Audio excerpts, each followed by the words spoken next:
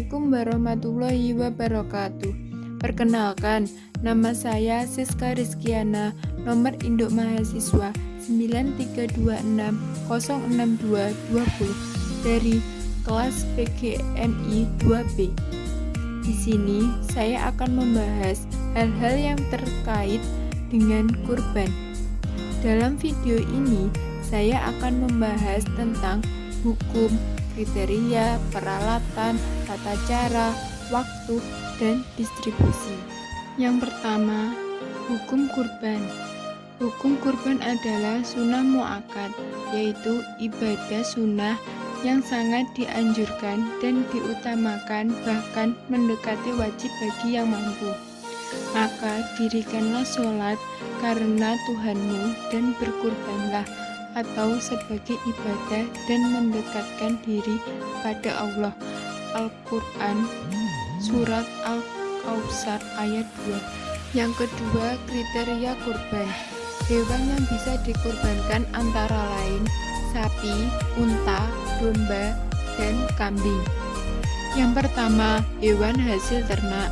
Yang kedua, usia hewan.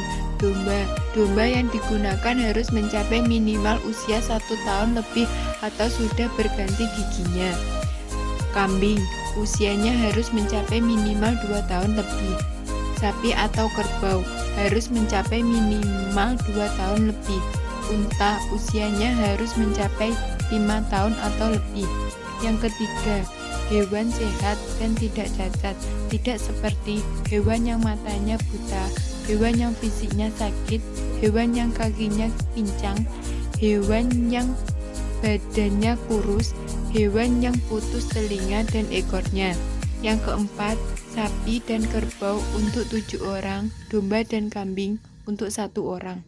Ketiga, peralatan kurban. Alat untuk menyembelih hewan tidak boleh menggunakan alat yang terbuat dari kuku, tulang, atau gigi. Alat yang digunakan adalah alat yang terbuat dari besi, baja, atau bambu. Yang penting alat tersebut tajam. Yang keempat, tata cara menyembelih hewan kurban. Yang pertama, posisikan hewan dengan posisi terlentang, miring, serta orang yang akan menyembelih menghadap kiblat.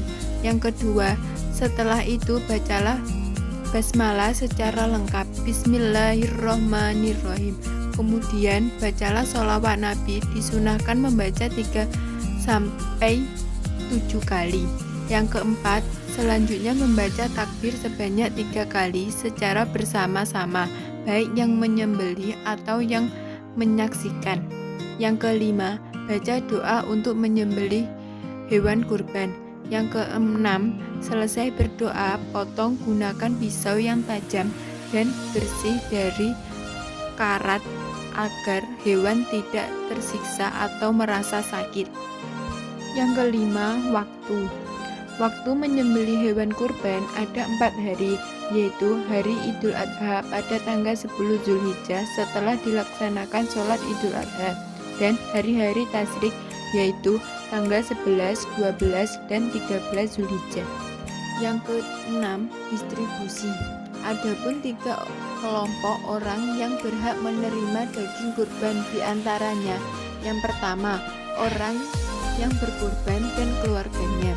Orang yang berkurban dan keluarganya dianjurkan untuk memakan sebagian daging hewan kurbannya.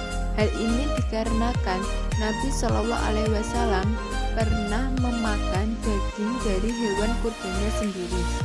Dalam hadis riwayat Imam Al-Baihaqi disebutkan, Rasulullah SAW bersabda, ketika hari Idul Fitri tidak keluar dulu sebelum makan sesuatu, ketika Idul Adha tidak makan sesuatu, hingga beliau kembali ke rumah. Saat kembali, beliau makan hati dari hewan kurbannya.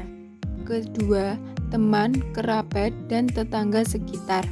Dalam kitab Al-Fiqhul Islami wa Adillatuhu disebutkan bahwa ulama Hanafiyah dan Hanabilah menganjurkan agar sebagian daging hewan kurban dibagikan kepada teman, kerabat, dan tetangga meskipun mereka golongan orang kaya, dan menghadiahkan sepertiga daging hewan kurban kepada kerabat dan teman-temannya meskipun mereka kaya. Yang ketiga, golongan fakir dan miskin. Golongan fakir dan miskin berhak menerima daging dari hewan kurban. Hal ini dikarenakan Allah memerintahkan untuk memberikan makan kepada orang fakir miskin dari daging hewan kurban, sebagaimana difirmankan dalam Al-Quran Surat Al-Hajr ayat 28 dan 36.